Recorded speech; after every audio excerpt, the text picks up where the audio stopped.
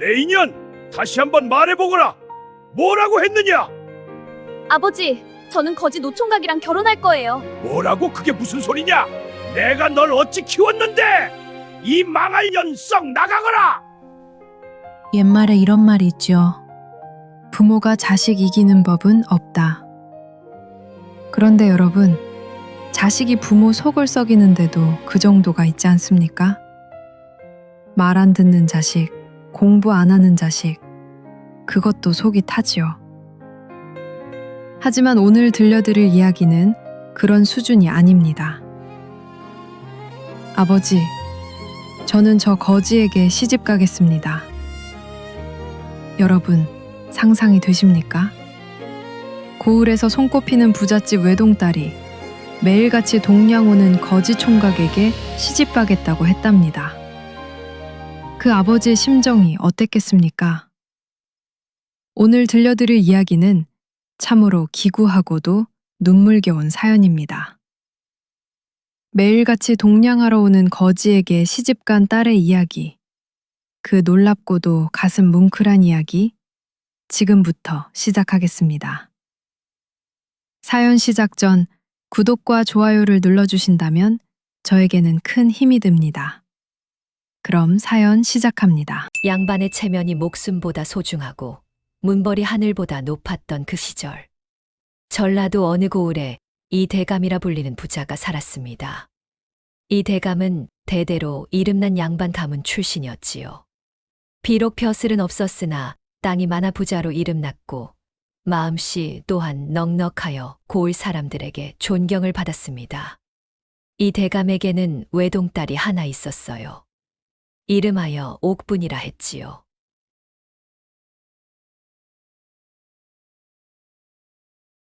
옥분이는 어릴 적부터 남달랐습니다. 얼굴이 고운 건 물론이거니와 마음씨가 어찌나 곱던지 온 동네 사람들이 입을 모아 칭찬했어요. 어려서부터 길에서 굶주린 사람을 보면 그냥 지나치는 법이 없었습니다. 자기 먹을 것을 덜어서라도 나눠주곤 했지요. 부잣집 딸이 어찌 저리 착하냐며 사람들이 혀를 내둘렀답니다. 옥분이가 15이 되던 해였습니다. 그해 봄부터 이상한 일이 벌어졌어요.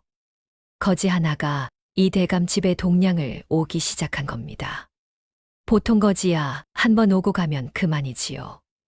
그런데 이 거지는 달랐습니다. 하루도 빠짐없이 찾아왔어요. 아침이면 어김없이 대문 앞에 나타났지요. 어르신네들 밥 한 술만 베풀어 주시오. 그 목소리가 굵고 맑았습니다. 처음에 하인들은 대수롭지 않게 여겼어요. 밥 한 그릇 떠주고 보냈지요. 그런데 다음 날도 오고 그 다음 날도 오고 열흘이 지나도 보름이 지나도 매일 찾아왔습니다. 저 거지 참 끈질기구나. 하인들이 수군거렸지요. 그러다 한 달이 지나니 이상한 소문이 돌기 시작했어요. 저 거지 혹시 이 대감네 뭔가 노리는 거 아니야? 아니, 저렇게 구질구질한 놈이 뭘 노린다고.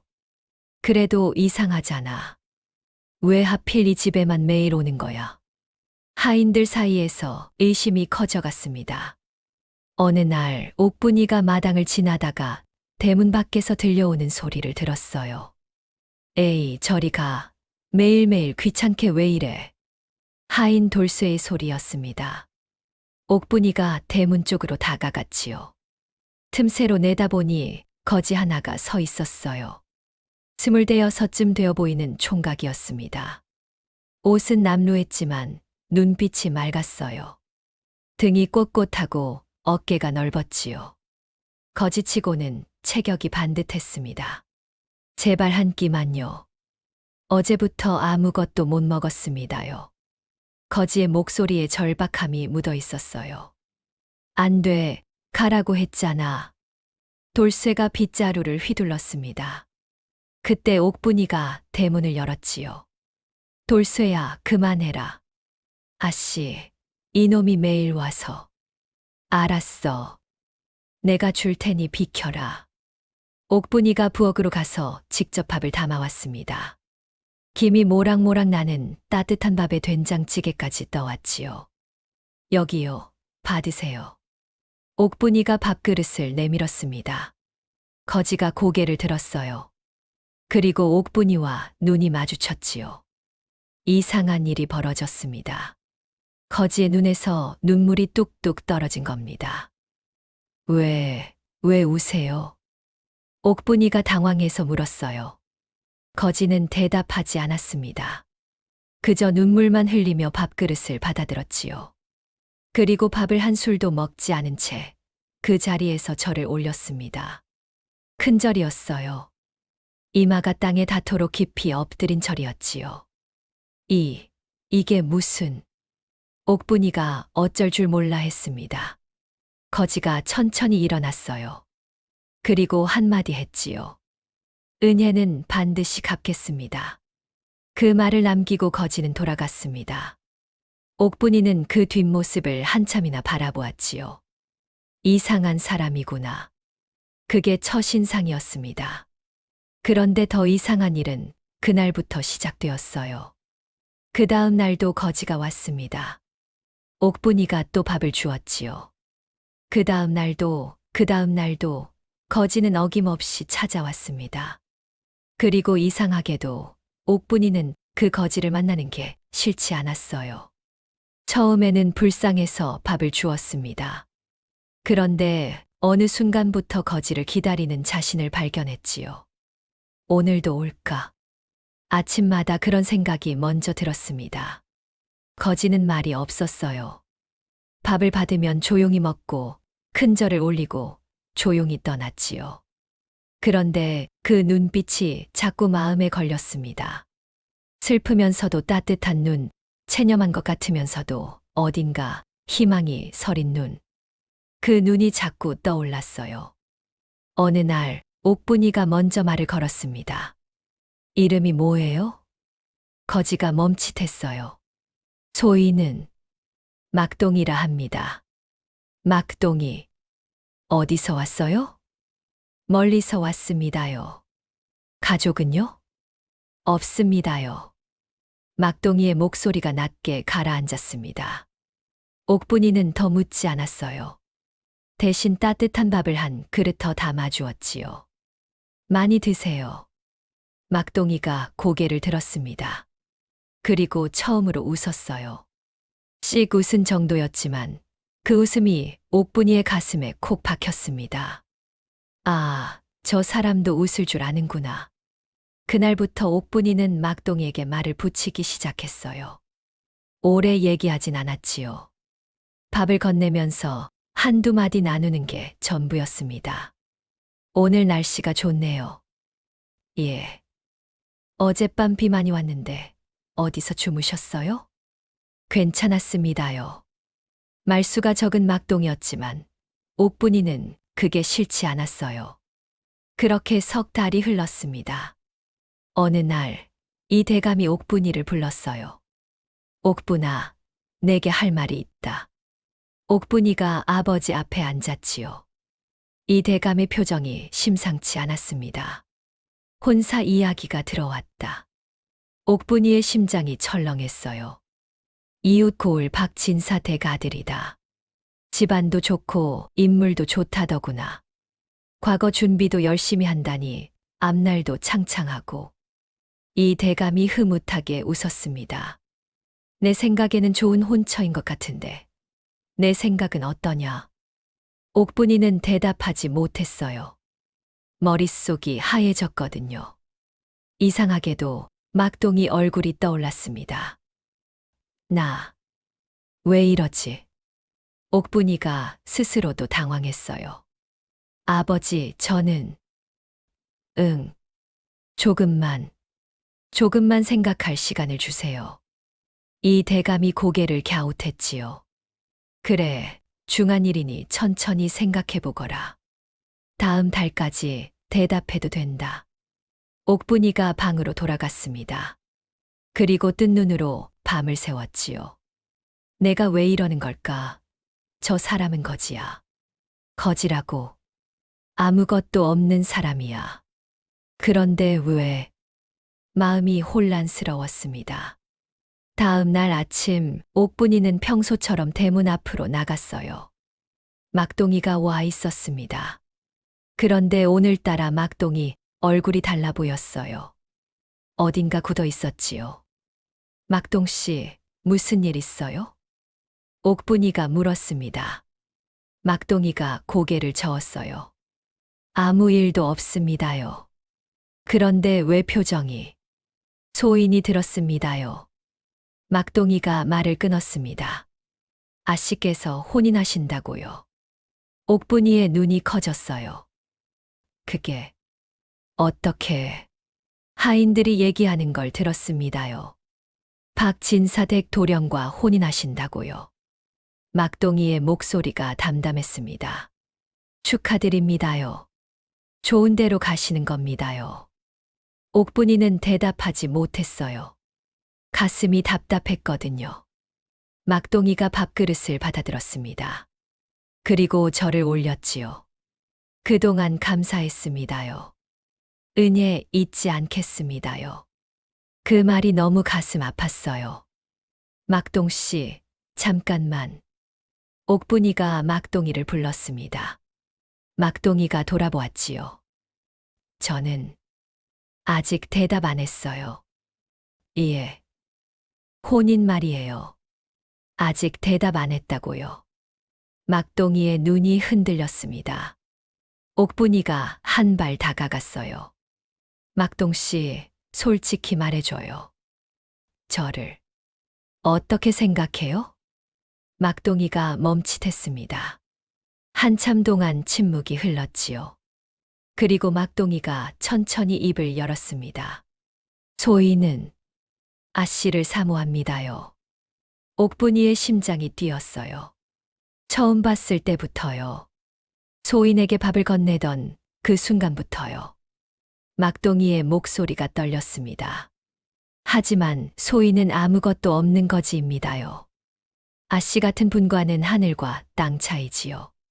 그래서 아무 말도 못했습니다요. 막동이가 고개를 숙였지요. 아씨, 좋은 데로 가십시오. 소인 같은 놈 잊으시고요. 옥분이의 눈에서 눈물이 흘렀습니다. 바보. 예. 당신은 바보야. 옥분이가 눈물을 닦으며 말했어요. 나도 당신이 좋아요. 막동이의 눈이 휘둥그레졌습니다. 아씨. 처음에는 불쌍해서 밥을 줬어요. 그런데 어느 순간부터 당신을 기다리고 있더라고요. 오늘은 올까, 무슨 얘기를 할까. 매일 아침 그런 생각만 했어요. 옥분이가 막동이를 똑바로 바라보았습니다. 나 당신한테 시집 갈래요. 막동이가 그 자리에 얼어붙었어요. 아씨, 그건 안 됩니다요. 왜요? 소희는 거지입니다요. 아씨는 대감집 따님이시고요. 그런 혼인이 어디 있습니까요? 막동이가 손사래를 쳤습니다. 대감 어른께서 절대 허락하지 않으실 겁니다요. 소인 같은 놈한테 따님을 주시겠습니까요? 그건 내가 알아서 할게요. 옥분이의 눈빛이 단호했습니다. 당신만 좋다고 하면 돼요. 막동이가 한참 동안 말이 없었어요. 그리고 천천히 무릎을 꿇었습니다. 아씨, 소희는 아씨를 행복하게 해드릴 자신이 없습니다요. 나는 있어요. 옥분이가 막동이 앞에 쪼그려 앉았지요. 당신과 함께라면 행복할 자신이 있어요. 막동이의 눈에서 눈물이 흘러내렸습니다. 아씨, 대답해요. 나랑 같이 살 거예요? 말 거예요? 막동이가 한참을 울었어요. 그리고 천천히 고개를 끄덕였지요. 소인, 아씨와 살고 싶습니다요. 옥분이가 빙그레 웃었습니다. 그럼 됐어요. 나머지는 내가 알아서 할게요. 그날 저녁이었습니다. 옥분이가 이 대감 앞에 무릎을 꿇었어요. 아버지, 드릴 말씀이 있습니다. 이 대감이 딸을 바라보았지요. 혼사일이냐? 마음 정했느냐? 예, 정했습니다. 오, 그래. 박진사 댁에 승낙 전하면 되겠구나. 이 대감이 흐뭇하게 웃었습니다. 그런데 옥분이가 고개를 저었어요. 아버지, 저는 박진사 댁에 가지 않겠습니다. 뭐라고? 이 대감이 놀라서 물었지요. 저는 다른 사람에게 시집 가겠습니다. 다른 사람? 누구냐? 옥분이가 천천히 입을 열었습니다. 매일 동양 오는 막동입니다. 이 대감이 멈칫했어요. 뭐라고? 저는 막동이에게 시집 가겠습니다. 이 대감의 얼굴이 시뻘겋게 달아올랐습니다. 내가 지금 무슨 소리를 하는 거냐? 이 대감이 버럭 소리쳤어요. 거지한테 시집을 가. 거지한테. 내가 미쳤냐? 아버지, 제 말 좀 들어보세요. 들을 것도 없다. 당장 그딴 생각 집어치워. 이 대감이 주먹으로 방바닥을 쳤습니다. 우리 가문이 뭔지 알고나 그러느냐? 대대로 이름난 양반 가문이다. 그런 집안 딸이 거지한테 시집을 가. 말이 돼. 옥분이가 고개를 숙였어요. 하지만 물러서지 않았지요. 아버지, 저는 막동이가 좋습니다. 좋다고, 좋으면 다냐? 세상이 그렇게 만만한 줄 아느냐? 이 대감이 이를 갈았습니다. 당장 그놈 다시는 이 집 근처에 얼씬거리지 못하게 할 테다. 내일부터 대문 앞에 사람을 세워놓겠어. 옥분이가 고개를 들었어요. 아버지, 그러셔도 제 마음은 변하지 않습니다. 막동이를 쫓아내셔도 저는 박진사 댁에 가지 않을 겁니다. 평생 혼인 안 하고 이 집에서 늙겠습니다. 이 대감의 얼굴이 사색이 되었어요. 네, 내가 감히. 아버지. 옥분이가 아버지를 똑바로 바라보았습니다. 저는 진심입니다. 막동이가 아니면 안 됩니다.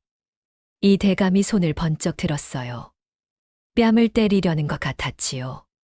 하지만 손이 내려오지 않았습니다. 이 대감은 평생 딸을 때려본 적이 없었거든요. 나가라. 이 대감이 낮은 목소리로 말했습니다. 당장 내 눈앞에서 사라져. 옥분이가 일어섰어요. 그리고 저를 올렸지요. 죄송합니다, 아버지. 하지만 제 마음은 변하지 않습니다. 옥분이가 방을 나갔습니다. 이 대감은 홀로 방에 남아 한참을 앉아 있었어요. 내가 뭘 잘못 가르쳤나? 어디서부터 잘못된 거지? 머리가 지끈거렸습니다.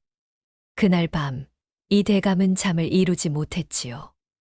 다음 날, 이 대감은 진짜로 대문 앞에 사람을 세웠습니다. 막동이가 얼씬거리지 못하게 했지요. 옥분이는 방에서 나오지 않았어요. 밥도 먹지 않았습니다. 이틀이 지나고 사흘이 지나고 닷새가 지났습니다. 옥분이는 계속 방에만 있었어요. 죽을 조금 먹는 게 전부였지요. 이 대감의 마음이 타들어갔습니다. 저 고집불통 같은 이라고. 하지만 딸이 점점 야위어가는 걸 보면서 마음이 약해지기 시작했어요. 열흘째 되는 날, 이 대감이 옥분이 방으로 들어갔습니다. 옥분이가 누워 있었어요. 얼굴이 창백했지요. 옥분아. 아버지. 옥분이가 힘없이 일어났습니다. 이 대감이 한숨을 쉬었어요. 대체 그놈이 뭐가 그리 좋으냐? 막동이는 좋은 사람이에요, 아버지. 좋은 사람, 거지가 좋은 사람이라고? 겉모습만 보지 마세요. 눈빛을 보시면 알아요. 그 사람은 착하고 성실한 사람이에요. 옥분이의 목소리에 힘이 실렸습니다. 지금은 가진 게 없지만 함께 일하면 살림을 일으킬 수 있어요. 저는 그 사람을 믿어요. 이 대감이 딸을 바라보았어요. 저렇게 단호한 눈을 본 적이 없었습니다. 저 눈빛. 진심이구나. 이 대감이 오랜 침묵 끝에 입을 열었어요.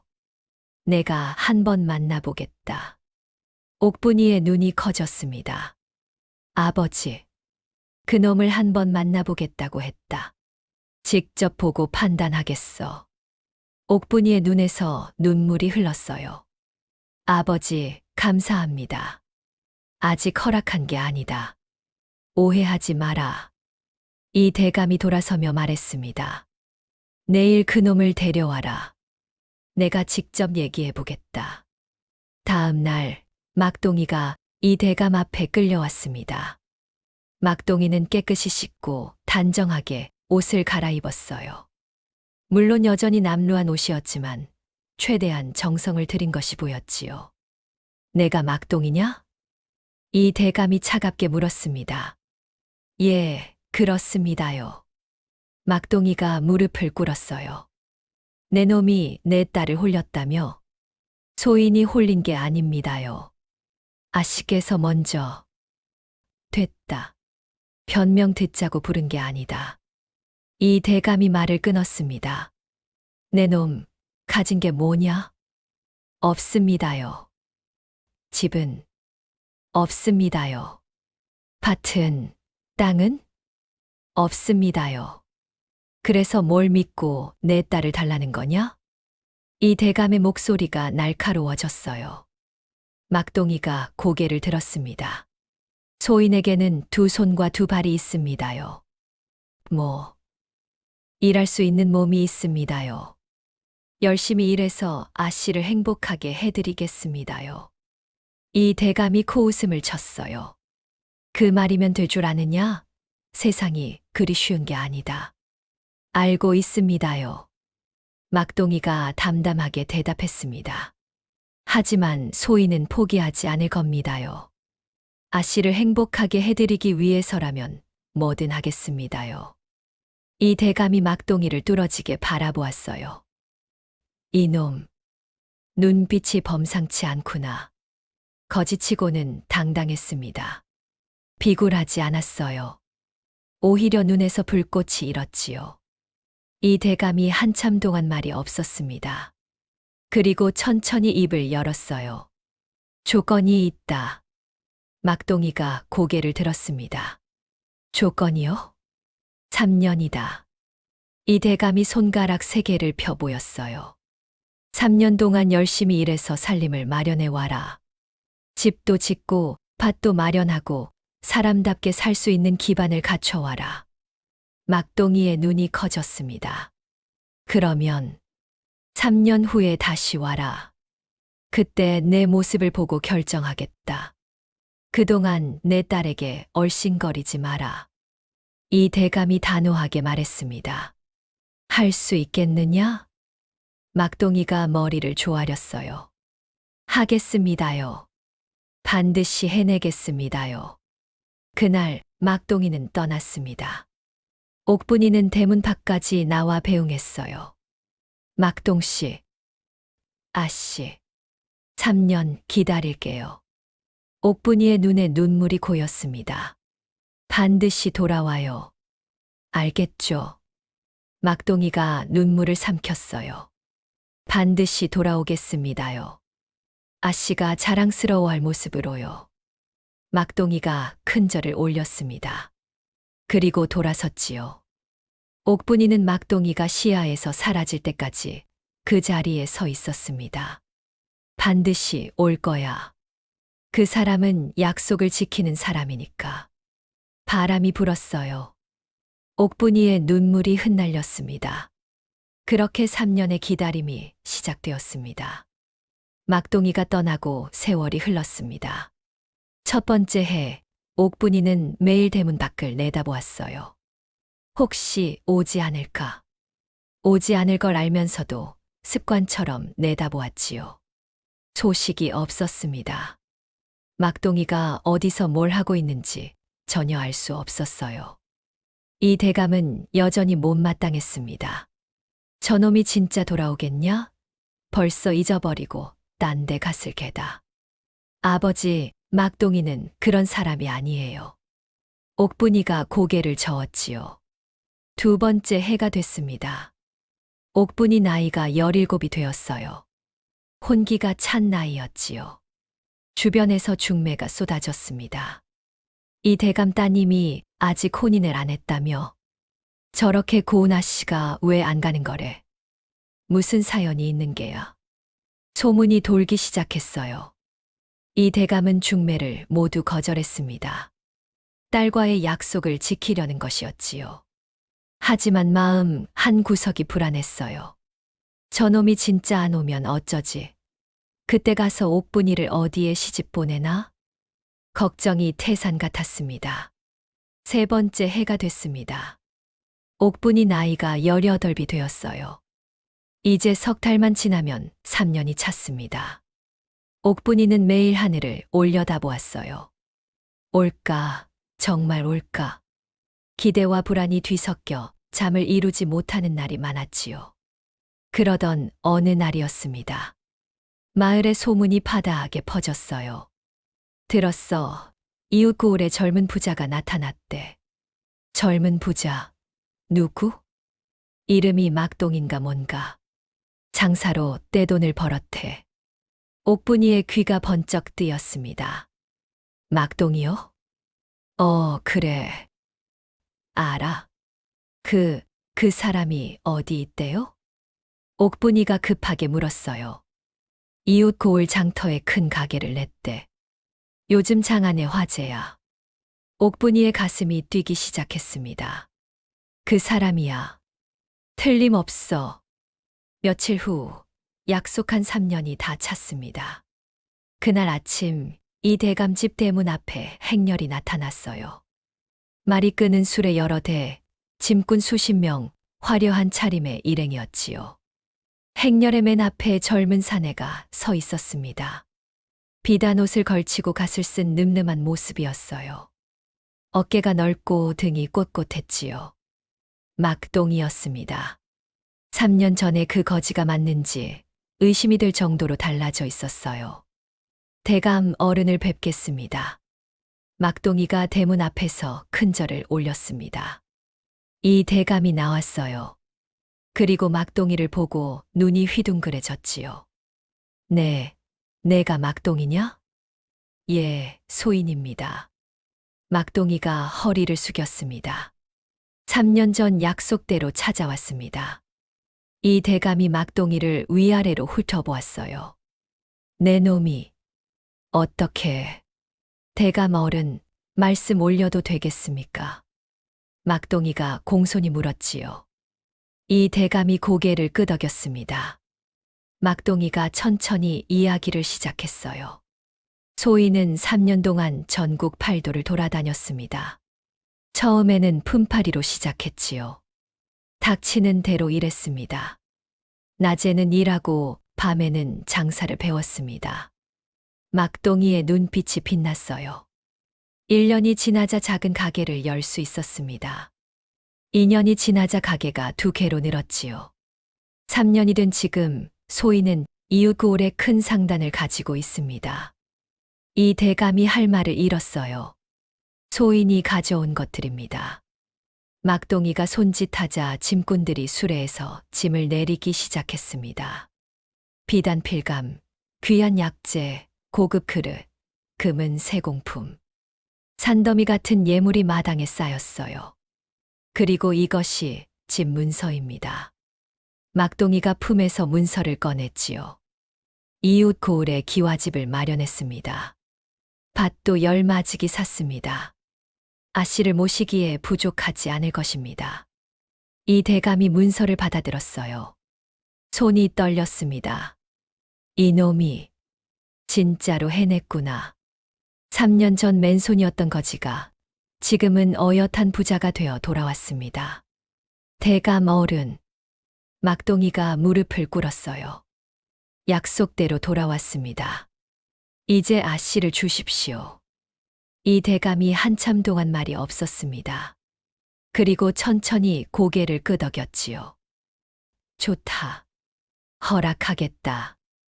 막동이의 눈에서 눈물이 흘렀어요.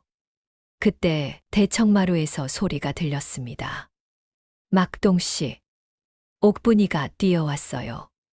눈물 범벅이 된 얼굴로 달려왔지요. 진짜 왔어요. 진짜로 왔어요. 아씨. 막동이가 옥분이를 바라보았습니다. 3년 만에 보는 얼굴이었어요. 더 예뻐졌습니다. 아니, 눈물 범벅이 된 지금 이 모습이 가장 아름다웠지요. 약속. 지켰어요. 막동이의 목소리가 떨렸습니다. 옥분이가 눈물을 닦으며 웃었어요. 알아요. 믿고 있었어요. 두 사람이 마주보며 웃었습니다. 이 대감이 그 모습을 바라보았지요. 그리고 한숨을 쉬었어요. 저 눈빛. 진짜 서로를 사랑하는구나. 부정할 수 없었습니다. 한 달 후 성대한 혼례가 치러졌습니다. 고을 사람들이 모두 놀랐어요. 대감 집따님이 누구한테 시집갔대. 거지 출신이라는데. 그 거지가 지금은 큰 부자래. 세상에 그런 일이. 소문이 파다하게 퍼졌지요. 하지만 막상 막동이를 본 사람들은 입을 다물었습니다. 늠름하고 당당한 모습, 예의 바르고 성실한 태도. 누가 봐도 훌륭한 사위감이었거든요. 혼례가 끝나고 옥분이는 막동이의 집으로 갔습니다. 새로 지은 기와집이었어요. 넓은 마당에 화초가 심어져 있었고 방 안에는 좋은 가구들이 놓여 있었지요. 아씨, 아니 이제 마님이시지요. 막동이가 옥분이의 손을 잡았어요. 소인이, 아니 내가 평생 행복하게 해드리겠습니다. 옥분이가 빙그레 웃었습니다. 알아요. 믿어요. 그날 밤 두 사람은 처음으로 함께 잠자리에 들었어요. 창밖으로 달빛이 쏟아지고 있었지요. 옥분이가 막동이에게 물었습니다. 막동씨. 예, 마님. 왜 매일 우리 집에 동냥을 왔어요? 다른 집도 많았는데 왜 우리 집에만? 막동이가 잠시 침묵했어요. 그리고 천천히 입을 열었지요. 사실 말씀드리지 못한 게 있습니다. 옥분이의 눈이 커졌습니다. 뭔데요? 막동이가 깊은 한숨을 쉬었어요. 소희는 원래 거지가 아니었습니다. 예. 소희는 이 대감 댁에서 태어났습니다. 옥분이가 숨을 멈췄어요. 무슨 소리예요? 막동이가 천천히 이야기를 시작했습니다. 소인의 어머니는 이 대감 댁의 여종이었습니다. 20해 전의 일이지요. 옥분이의 얼굴이 창백해졌어요. 어머니는 젊고 예뻤습니다. 그런데 당시 대감 어른의 조카가 어머니를 겁탈했지요. 막동이의 목소리가 떨렸습니다. 어머니는 아이를 베었습니다. 그 아이가 바로 소인입니다. 옥분이의 눈에서 눈물이 흘렀어요. 조카는 그 사실을 숨기려고 어머니를 내쫓았습니다. 대감 어른도 모르게 밤중에 몰래 쫓아냈지요. 어머니는 갓난아이를 안고 거리로 나앉았습니다. 막동이가 눈물을 삼켰어요. 어머니는 소인을 키우려고 온갖 고생을 다 했습니다. 그러다 소인이 5살 때 병으로 돌아가셨지요. 돌아가시면서 한 가지 유언을 남기셨습니다. 뭐라고 하셨는데요? 옥분이가 떨리는 목소리로 물었습니다. 언젠가 꼭 이 대감 댁을 찾아가라고요. 거기가 내 뿔이라고요. 막동이가 옥분이를 바라보았어요. 그래서 찾아갔습니다. 처음에는 원망하려고 갔지요. 왜 어머니를 내쫓았느냐, 왜 우리를 버렸느냐 따져 묻고 싶었습니다. 그런데 마님을 만났습니다. 막동이의 눈빛이 부드러워졌어요. 처음 밥을 건네봤던 날 마님의 눈빛을 보았습니다. 그 눈빛에서 원망이 다 녹아내렸지요. 이렇게 착하고 따뜻한 분이 이 집에 계시구나. 이 집이 나쁜 곳만은 아니구나. 막동이가 옥분이의 손을 꽉 잡았습니다. 그래서 매일 갔습니다. 마님을 보고 싶어서요. 마님의 따뜻한 손에서 밥을 받고 싶어서요. 옥분이의 눈에서 눈물이 멈추지 않았어요. 그런 사연이 있었구나. 죄송합니다. 미리 말씀드렸어야 하는데. 아니에요. 옥분이가 고개를 저었지요. 말해줘서 고마워요. 이제 우리 사이에 비밀은 없는 거죠. 막동이가 고개를 끄덕였습니다. 없습니다. 이제 없습니다. 옥분이가 막동이를 꼭 안아주었어요. 많이 힘들었겠다. 많이 외로웠겠다. 막동이의 눈에서 눈물이 흘러내렸습니다. 칠척장신의 사내가 아내 품에서 어린아이처럼 울었지요. 마님, 감사합니다. 저를 받아주셔서 감사합니다. 그날 밤 두 사람은 한참을 껴안고 있었습니다. 창밖에서는 달빛이 환하게 비추고 있었지요. 아픈 과거를 딛고 함께 걸어갈 두 사람의 미래가 그 달빛처럼 밝게 빛나고 있었습니다. 세월이 흘렀습니다. 막동이와 옥분이는 금슬 좋은 부부로 살았어요. 막동이의 장사는 날로 번창했지요. 상단이 커지고 가게가 늘어났습니다. 이제는 고을에서 손꼽히는 부자가 되었어요. 옥분이는 아이를 낳았습니다. 아들 하나, 딸 하나. 건강하고 예쁜 아이들이었지요. 이 대감도 막동이를 인정하게 되었어요. 내가 처음에는 반대했는데 옥분이 눈이 틀리지 않았구나. 이 대감이 손주들을 안으며 흐뭇하게 웃었습니다. 막동이는 장인어른께 그동안 숨겨왔던 자신의 출생 비밀을 털어놓았어요. 이 대감은 충격을 받았지요. 그 조카놈이 그런 짓을. 이 대감이 이를 갈았습니다. 미안하다, 막동아. 우리 집안 때문에 내가 그런 고생을. 아닙니다, 장인어른. 막동이가 고개를 저었어요. 그 덕분에 마님을 만났습니다. 지금 이 행복이 있습니다. 원망하지 않습니다.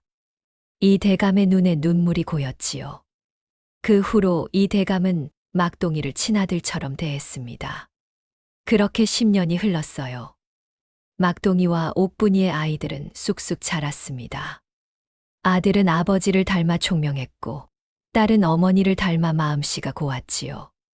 어느 날 옥분이가 막동이에게 말했어요. 여보, 우리 고향 마을에 가볼까요? 고향이요. 어머님이 묻히신 곳 말이에요. 한 번도 안 가봤잖아요. 막동이의 눈빛이 흔들렸습니다.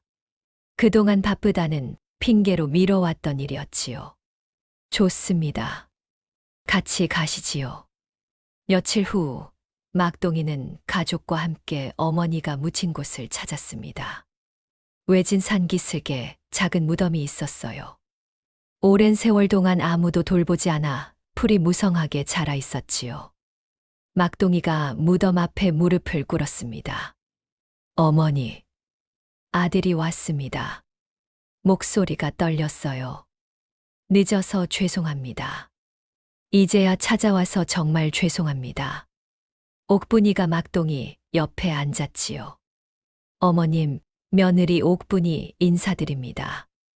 옥분이도 저를 올렸어요. 아드님 잘 모시겠습니다. 행복하게 잘 살겠습니다. 아이들도 무덤 앞에 섰습니다. 할머니, 손주가 인사드려요. 막동이의 눈에서 눈물이 멈추지 않았어요. 어머니, 저 이제 행복합니다. 좋은 아내 만나고 예쁜 자식들 낳고 잘 살고 있습니다. 어머니가 바라셨던 대로요. 바람이 불었습니다. 따스한 봄바람이 막동이의 머리카락을 스쳤지요. 마치 어머니가 쓰다듬어 주는 것 같았어요. 어머니, 감사합니다.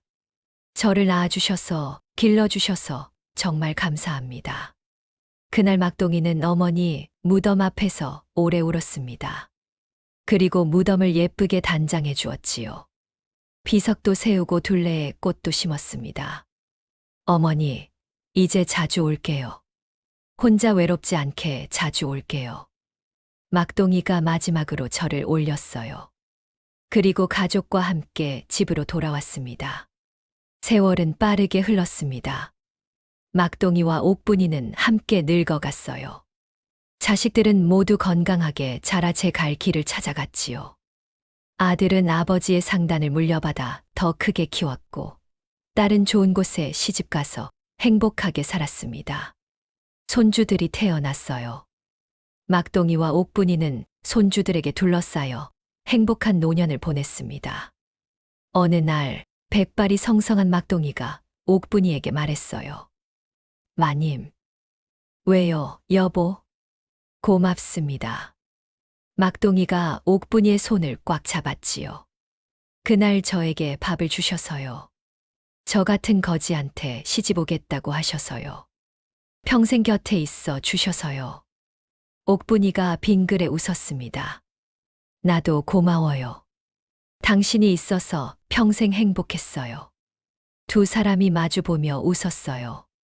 주름진 얼굴, 흰 머리카락, 하지만 눈빛만은 예전 그대로였지요. 서로를 사랑하는 눈빛이었습니다. 마님, 다음 생에도 다시 만나요. 막동이가 말했어요. 그때도 제가 먼저 찾아갈게요. 마님께 밥 한 그릇 얻으러요. 옥분이가 웃었습니다.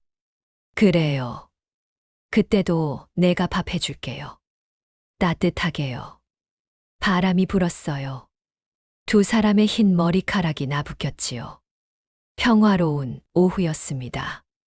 오늘 이야기도 끝까지 들어주셔서 고맙습니다. 옛날에는 신분이 모든 것을 결정하는 시대였지요. 양반과 천민, 부자와 거지 사이에는 넘을 수 없는 벽이 있었습니다. 하지만 오늘 이야기의 옥분이는 그 벽을 넘었어요. 사람을 보았지 신분을 보지 않았지요. 그리고 막동이는 그 믿음에 보답했습니다. 3년 동안 피땀 흘려 일해서 당당한 모습으로 돌아왔지요. 진정한 사랑은 조건이 없습니다. 있는 그대로를 받아들이고 함께 성장하는 것이지요. 여러분도 혹시 주변에 막동이 같은 사람이 있다면 한 번 더 들여다봐 주세요. 겉모습이 아니라 눈빛을, 말이 아니라 행동을 봐주세요. 진짜 보물은 포장지 안에 숨어 있는 법이니까요. 전해지는 야담을 바탕으로 제가 직접 대본을 쓰고 영상도 하나하나 만들었거든요. 오직 이 채널에서만 볼 수 있는 오리지널 콘텐츠니까요. 다음에도 더 기막힌 사연으로 찾아뵐게요.